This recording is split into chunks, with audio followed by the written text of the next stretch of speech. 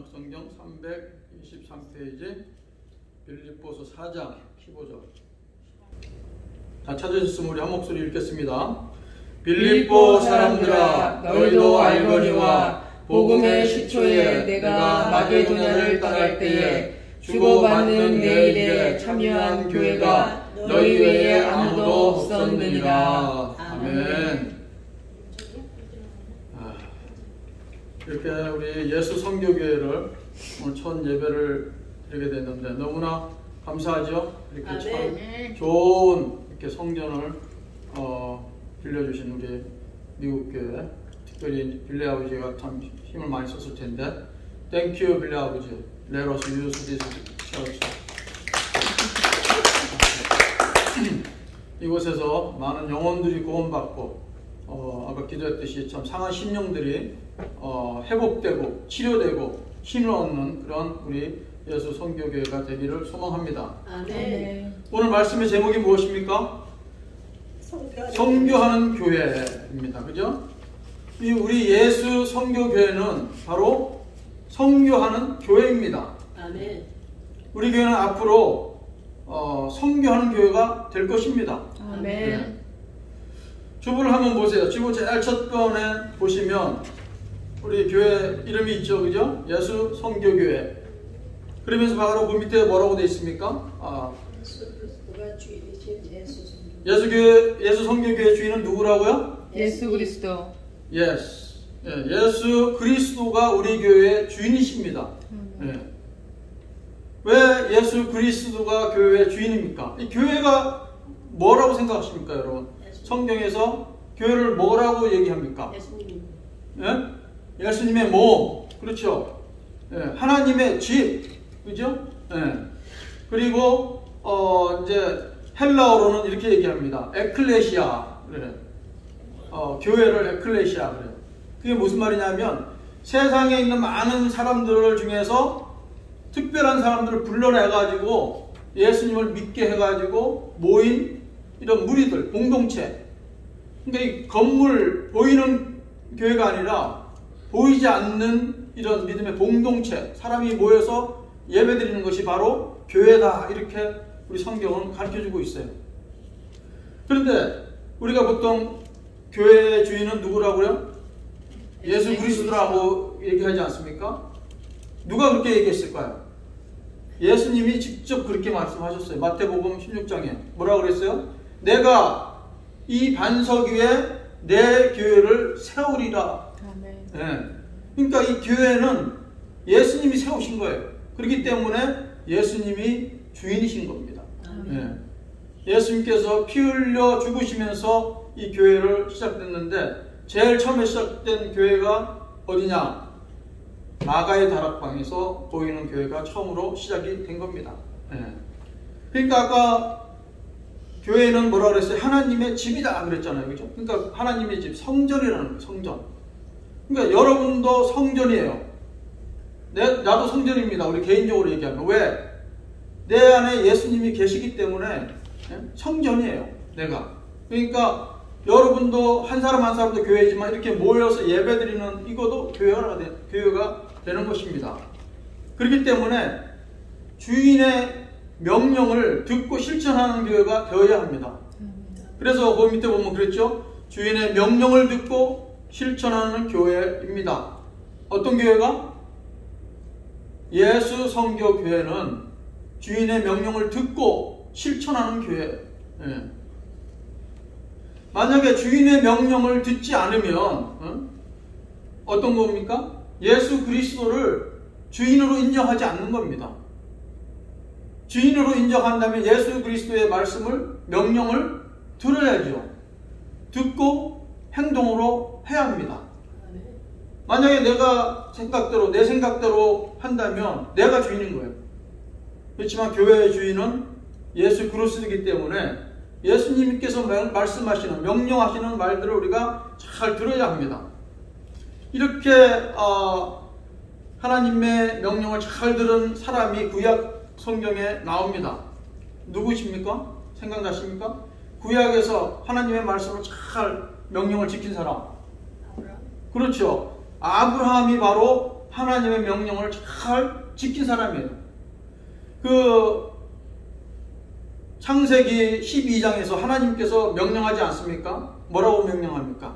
창세기 12장 보면 이렇게 얘기합니다. 너는 너의 고향과 친척과 아버지의 집을 떠나 내가 네게 보여줄 땅으로 가라, 이렇게 명령을 합니다.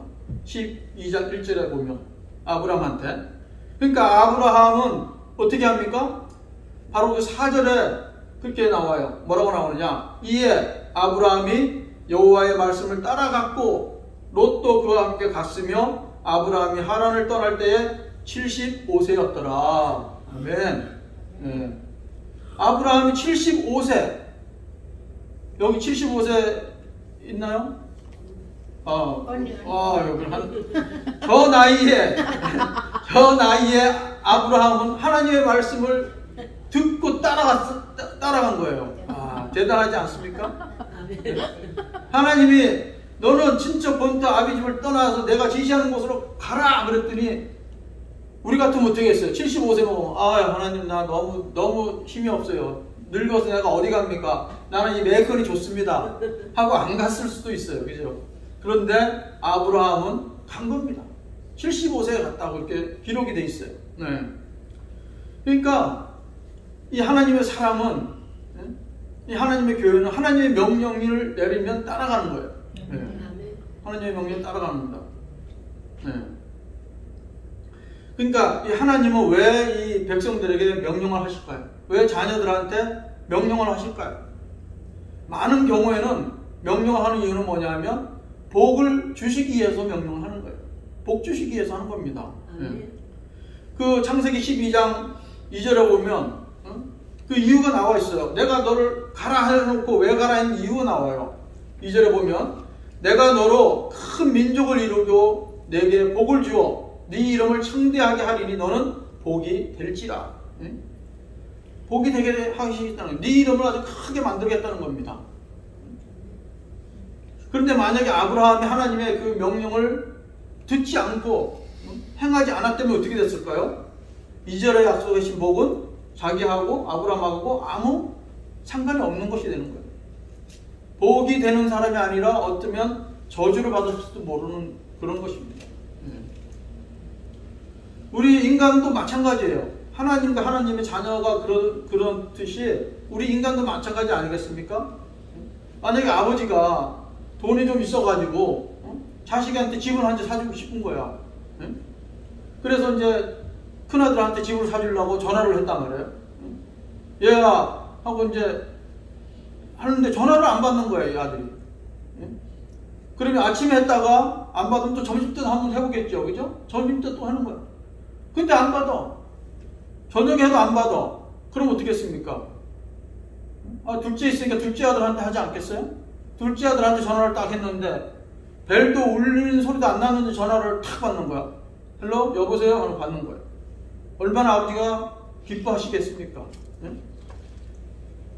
그렇게 첫째 아들하고는 통화하려고 아침, 점심, 저녁으로 했는데 전화를 안 받던 아들이, 둘째 아들은 그냥 전화를 한 번에 딱 받으니까 얼마나 그 아버지 마음이 기쁘겠어요. 그러면서 뭐라 그러겠어요? 이 아버지가 내가 너한테 집을 한 채 사줄 테니까 너는 진로닷컴에 가가지고 집을 쇼핑하고 마음에 들고 있으면 나한테 얘기해라, 이렇게 얘기했다고 합시다. 그러면 어떻게 했어요?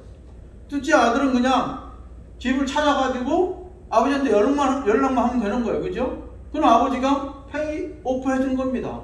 집이 한 채 생기는 거예요. 명령을 듣고 실천하면 축복을 받고 사는 것은 당연한 일입니다. 우리 하나님의 자녀도 마찬가지예요. 하나님의 교회도 마찬가지입니다. 하나님의 명령을 듣고 실천하면 얼마나 좋은 복들을 누리며 살 수 있겠습니까? 그런데 성경에 말이죠, 참 불쌍한 사람이 하나 나와요. 누가 나옵니까? 어떤 사람이 제일 불쌍하다고 생각하십니까? 이 아브라함의 그 자손 이삭의 아들 중에서 야곱과 에서가 있지 않습니까? 그죠? 에서 너무 불쌍하지 않아요? 그죠? 이 아버지 이삭이 에서를 자기 큰아들이니까, 쌍둥이지만은 그래도 먼저 났으니까 에서를 축복해주기 위해서 뭐라 그럽니까? 또 산에 가서 짐승을 잡아갖고 맛있게 요리하고 나를 좀 먹여라. 그러면 내가 너에게 축복을 해주겠다. 죽기 전에 이제 마지막으로 너를 축복해주겠다. 이렇게 얘기를 하는 거를 누가 듣습니까? 엄마 리브가가 들은 거예요. 그래가지고 이 야곱하고 리브가가 작정을 해가지고 아버지께 참 맛있는 걸 주고 축복을 다 받아가지고 가버립니다. 그러고 나는데 에서가 들어온 거예요. 그래갖고 들어와서 축복해달라고 했더니 아버지가 벌써 야곱한테 벌써 축복을 다 해줬는데 축복해줄 게 없다 이렇게 얘기합니다. 그랬더니 에서가 막 통곡을 합니다. 애원을 합니다. 아버지 나에게도 좀 축복을 좀 해주세요. 축복해줄 게 그렇게 없습니까? 야곱을 축복해줬지만 나한테도 해주십시오. 이렇게 하면서 통곡을 합니다. 그 얘기가 어디 나오냐면 창세기 27장 36절 후반부에 나와요. 아버지께서 나를 위하여 빌 복을 남기지 아니하셨나이까? 그러니까 아브라함이 이렇게 얘기합니다. 이삭이 이렇게 얘기합니다. 이삭이 에서에게 대답하여 이르되 내가 그를 너의 주로 세웠고 그의 모든 형제를 내가 그에게 종으로 주었으며 곡식과 포도주를 그에게 주었으니 내 아들아 내가 네게 무엇을 할 수 있으랴 이렇게 얘기합니다. 그러니까 이 에서가 38절에 이릅니다. 아버지가 빌 복이 이 하나뿐이니까 내 아버지여 내게 축복하소서 내게도 그리하소서 하고 소리를 높여 우니 이렇게 나옵니다. 이삭은 왜 에서에게 축복할 수 없다고 축복할 것이 없다고 말하고 있을까요? 왜 그렇게 말을 했을까요? 저는 처음에 이해가 안 됐어요. 그냥 축복해주면 되지. 야곱을 축복해듯이 뭐 말로 축복해주는 거 아니에요. 다 돈 주고 뭐 빌딩을 주고 하는 것도 아닌데 하면 되지. 왜 안 하고 못 한다고 이렇게 이삭이 그랬을까? 나는 참 이해가 안 가더라고요. 이해가 안 갔는데 지금 이 말씀을 생각하면서 깨달음을 주신 게 뭐냐면 그것이 바로 인간의 한계라는 거예요. 인간에게는 한계가 있는 거예요. 한계가. 만약에 이삭이 아니라 하나님이었다면 야곱도 축복해주고 에서도 축복해주고 뭐 에브바리 다 축복해줄 수 있겠죠. 그런데 이삭은 뭐예요? 누구예요? 인간. 나약한 인간입니다. 여러분과 저도 나약한 힘이 없는 인간이에요. 우리는 한계가 있어요. 한계가. 그러니까 아까 제가 앞에서도 말씀드렸지만 내가 돈 있을 그 아들한테 집을 한 채 사줬잖아요. 그죠? 그 돈 집 한 채 사주면 돈을 다 써버리면 없는 거예요. 큰아들이 나중에 와갖고 왜 둘째 아들한테만 집을 사주고 나 안 사줍니까? 그래 나도 하나 사주세요 하면 사주고 싶은 마음은 있겠죠. 하지만 내 걸 다 쓴 거야. 더 축복해줄 수가 없는 거야. 그래서 이게 이삭도 그래서 그렇구나. 이해가 되더라고. 인간은 한계가 있어요. 어느 부모가 자녀를 불러서 저주하라고 명령을 하겠습니까? 그죠? 명령을 하시는 것은 축복하기 위해서라는 것을 우리는 늘 기억을 해야 합니다. 성경을 읽을 때 명령이 나오면 이건 나를 축복해주기 위해서 하시는 말씀이구나 이렇게 생각을 하시기 바랍니다. 근데 중요한 건 뭐냐면 우리가 명령을 하면 명령을 들을 준비가 과연 되어 있어야 한다는 거죠. 과연 들을 수 있는 준비가 되어 있는가? 그러니까 명령을 들을 준비가 되어 있다는 건 뭐냐면 평상시에 우리가 좋은 교제를 하고 있었어야 돼요. 하나님과 좋은 관계가 돼 있어야 하나님께서 뭘 하나 그러면 하지, 하나님하고 나하고 별로 가깝지도 않고 얼굴을 보는 것도 별로 좋아하지 않아요. 그러면 명령을 받을 준비가 되겠습니까? 안 되죠. 자식도 평상시에 이렇게 잘 가까이 있고 뭐 자주 얼굴도 보고 이래야 뭘 이렇게 명령을 하면 듣지, 상전 오지도 않고 전화도 안 오고 이런 자식들한테 명령을 할 수 있겠어요? 안 돼요. 그게 안 됩니다. 그래서 우리 예수 선교교회는 하나님의 말씀, 명령의 말씀을 잘 듣고 실천하는 그런 교회가 되기를 소망합니다. 아멘. 그래서 우리 예수 선교교회는 은혜와 복을 많이 받는 이런 교회가 돼서 또 은혜와 복을 나누어주는 그런 선교의 놀라운 열매들이 맺기를 소망합니다. 아멘. 네. 두 번째로 우리 교회는 예수님의 마음으로 소외된 자들 돌보는 교회가 되기를 원합니다. 거기 두 번째 있죠? 주보 보면 예수 그리스도의 마음으로 소외된 자들을 돌보는 교회입니다. 네. 이 소외된 자들은 특별히 성경에서 어떤 사람을 얘기하냐면 고아, 가부, 객 이렇게 보통 얘기하죠, 그죠? 그래서 출애굽기에 보면 출애굽기 22장에 보면 뭐라고 하냐면 너는 가부나 고아를 해롭게 하지 말라 그렇게 말씀하고 있어요. 그런가 하면 신명기 14장 29절에는 이렇게 얘기합니다. 너희 중에 분깃이나 기업이 없는 레위인과 내 성중에 거류하는 객가 및 고아와 가부들이 와서 먹고 배부르게 하라. 그리하면 네 하나님 여호와께서 네 손으로 하는 범사에 내게 복을 주시리라. 아멘. 이렇게 소외된 자들을 데리고 와서 먹이고 배부르게 하면 우리가 하는 무슨 일이든지 범사에 하나님께서 복을 주시겠다고 약속하고 있습니다. 교회가 이런 일을 해야 되는 거예요. 교회가 이런 일을 해야 합니다. 그래서 우리 교회 주보에다가 그렇게 쓴 거예요. 그러면서 신명기 16장 14절에는 이런 말도 있습니다. 절기를 지킬 때에는, 그러니까 무슨 절기 날이 명절이 되면 너는 네 자녀와 노비와 내 성중에 거하는 레위인과 객과 고아와 가부와 함께 즐거워하되. 아멘. 아멘. 무슨 날이 되면 사람들을 막 초청해서 같이 먹고 즐거워하라는 겁니다. 그래서 무슨 날 되면 초청하는 게 바로 이 성경에서 그렇게 말하고 있기 때문에 그런 거예요. 그냥 막 하는 게 아니라. 그러면 어떻게 되냐? 26장 11절에는 네 하나님 여호와께서 너와 네 집에 주신 모든 복으로 말미암아 너는 레위인과 너희 가운데 거류하는 객과 함께 즐거워하라.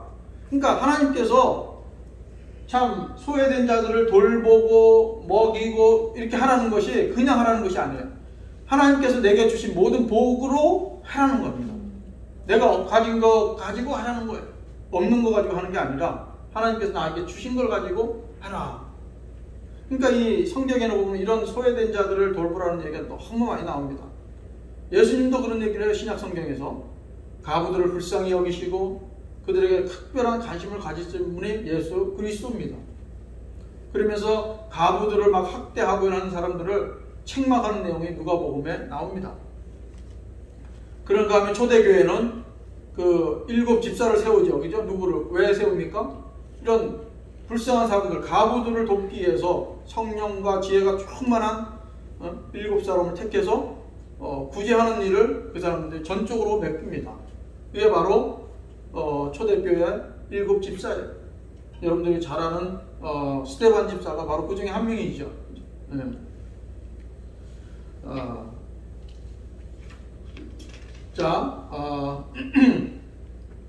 그 성경 디모데전서 5장에 보면 이런 내용이 나옵니다. 사도 바울이 교회에서 과연 이 소외된 자들을 어떻게 해야 되느냐 그 원칙을 가르쳐주고 있어요. 뭐라고 그러면 첫째로 가부를 경대하라. 그러니까 경대하라는 얘기는 뭐냐면 경제적으로 필요를 공급해라는 얘기예요. 두 번째, 가부에게 자녀나 손자들이 있거든 그들이 돌보게 할 수 있도록 해라. 세 번째로 뭐냐면 젊은 가부는 시집을 가서 아이를 낳고 집을 다스리며 살으라고 해라 겁니다. 그러니까 젊은 가부는 혼자서 이렇게 고생하지 말고 빨리 가라는 겁니다. 네. 사도 바울이 얘기하는 거예요. 내가 하는 얘기 아니라. 넷째로는 뭐냐면 친척이 없는 참 가부만 교회에서 돌보라고 얘기를 하고 있습니다. 네. 참 아무도 도와줄 사람이 없으면 어떻게 합니까? 그죠? 그런 사람을 바로 교회에서 도와주는 거예요. 그런 사람이 바로 소외된 사람들입니다. 그럼 요즘으로 치면 막 어떤 사람입니까?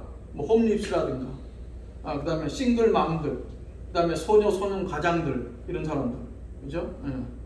그러니까 우리 교회는 이런 부분에 관심을 가지고 선교를 하려고 합니다.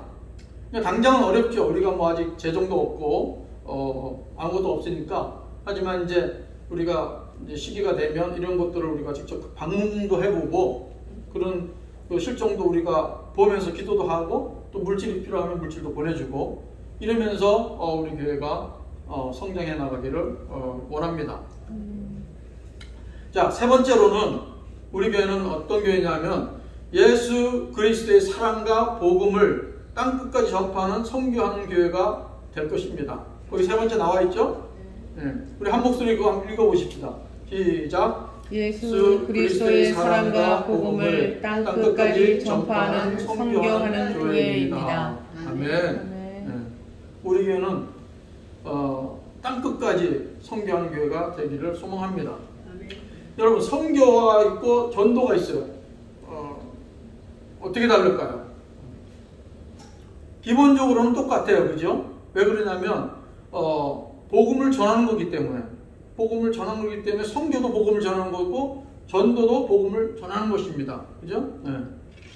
그런데 거리면에서 조금 차이가 있어요. 거리면에서. 그러니까 가까운 곳에 막 가서 복음을 전하면 이건 전도. 그죠? 근데 선교는 먼 곳에 가서 문화가 다른 그런 사람들한테 복음을 전하는 전하는 것이 선교라고 그러죠. 그죠? 그래서 그 선교 가는 사람은 뭐라 그래요? 선교사라고 그러잖아요.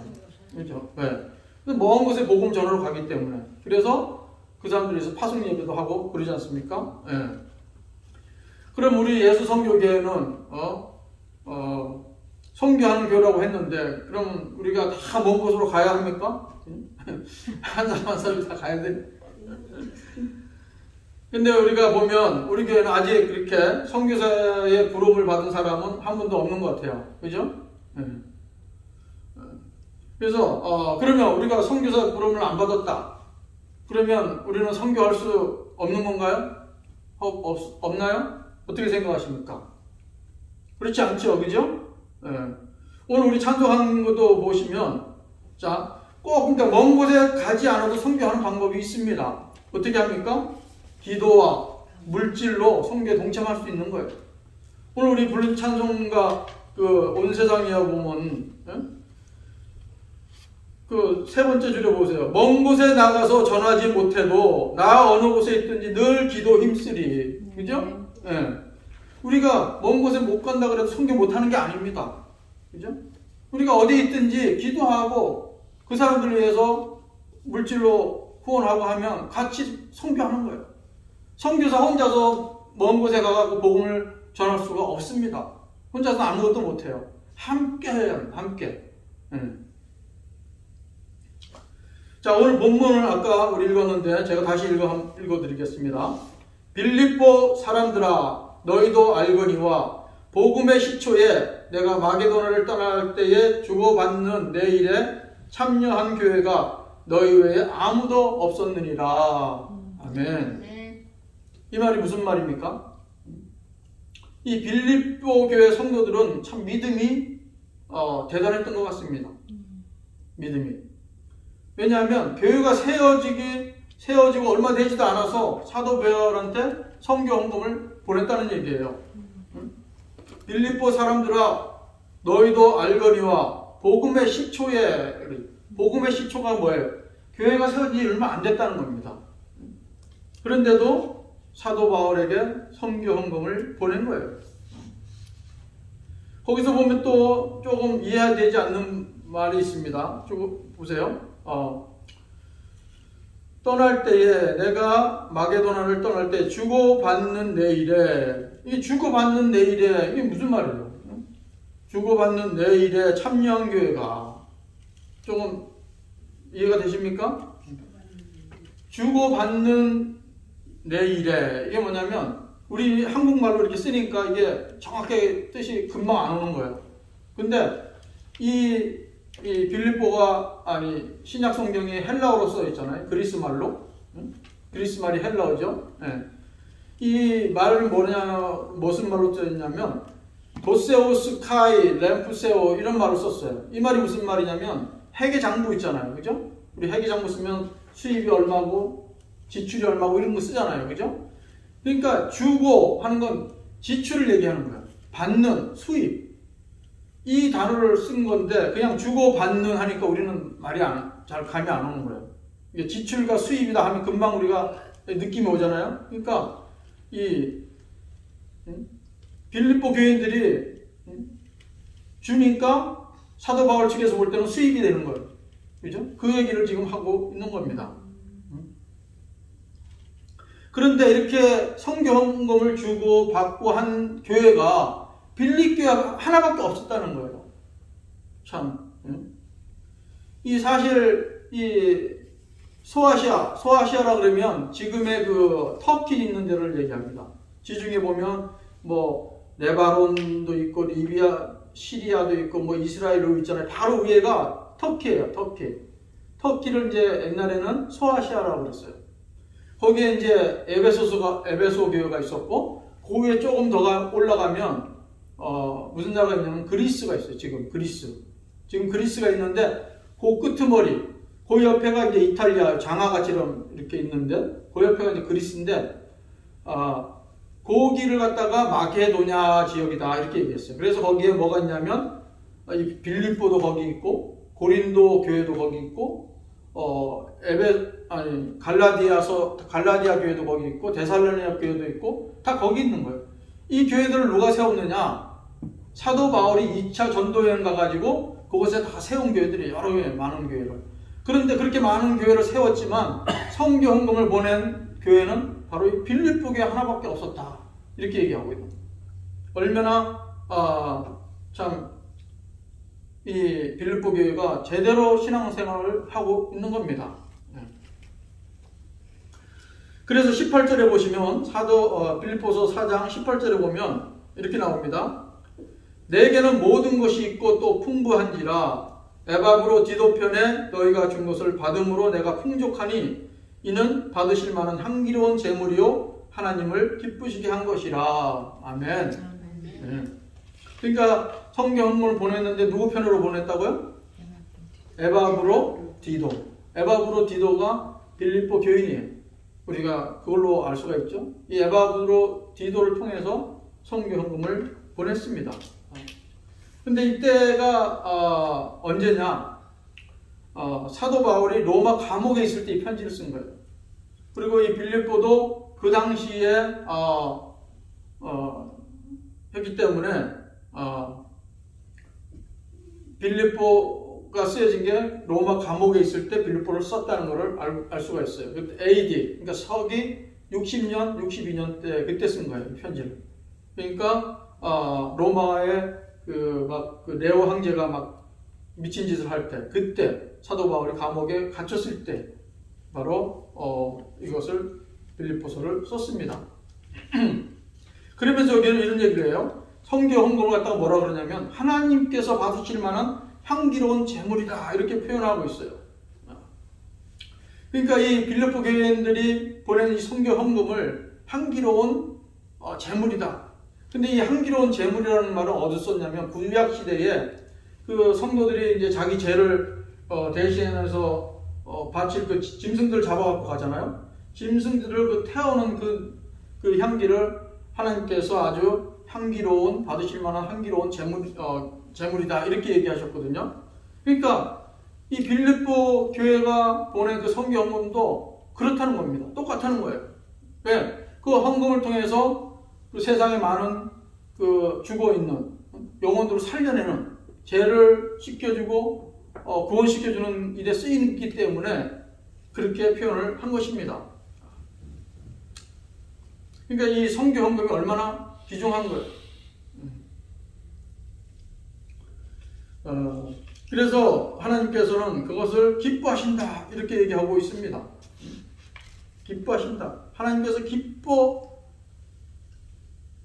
하나님을 기쁘시게 하는 것이다 이렇게 말하고 있어요. 그러니까 이 빌립보 성도들이 빌립보의 편지를 볼 때마다 이 빌립보서가 누구한테 보낸 편지예요? 사도 바울이 써가지고 빌립보에 준 편지예요. 그러니까 이 사람들이 이 편지를 읽을 때마다 그 내용을 이걸 보면서 얼마나 기뻐했을까요? 얼마나 기뻐했을까요? 하나님께서 야, 너희로 인해서 내가 기뻐한다, 이 말을 들으면 얼마나 기쁘겠어요.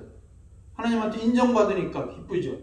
사람한테 인정받는 게 아니라 하나님한테 인정을 받으니까 얼마나 기쁘겠습니까? 근데 더 중요한 것은 뭐냐면 이 하나님께서 헌금과 함께 헌금을 드린 성도도 받으신다는 사실이에요. 창세기 4장 4절에 보면 이런 내용이 나옵니다. 아벨은 자기도 양의 첫 새끼와 그 기름을 드렸더니 여호와께서 아벨과 그 제물을 연락하셨더라. 그러니까 아벨이 제물을 드렸는데 하나님께서 아벨도 받으시고 제물도 받으셨다는 거예요. 그러니까 우리가 이 빌립보 성도들이 성경헌금을 보냈는데 그 성경헌금만 받는 것이 아니라 성도도 받게 되는 거예요. 그러니까 얼마나 귀한 겁니까? 그러니까 우리가 만약에 이제 성경헌금을 드리면 이 성경헌금이 그냥 선교사를 먹여 살리는 그런 의미가 다가 아니라는 겁니다. 그 사람 생활해라고 보내주는 게 그것이 다가 아니라는 거예요. 그렇게 생각하면 안 됩니다. 그것은 하나님을 기쁘시게 하는 일이다 하는 것을 우리가 기억을 해야 합니다. 그러면서 19절에 뭐라 그러냐면 사도 바울이 나의 하나님이 그리스도 예수 안에서 영광 가운데 그 풍성한 대로 너희 모든 쓸 것을 채우시리라. 아멘. 그러니까 사도 바울이 성경헌금을 받고 나서 고마우니까 거기에 대한 답변으로 이렇게 말하고 있습니다. 하나님께서 풍성한 대로 다 너희들 필요를 다 채워주기를 원한다는 겁니다. 채워주시리라. 근데 여기서 채워주신다는 것은 뭐냐면 모든 쓸 것, 꼭 필요한 것을 주는 거예요. 하나님께서 우리가 필요한 모든 거 다 주는 거 아니죠. 우리 욕심을 채워주시는 분은 아닙니다. 그죠? 우리한테 꼭 필요한 거는 하나님께서 다 주신다는 거예요.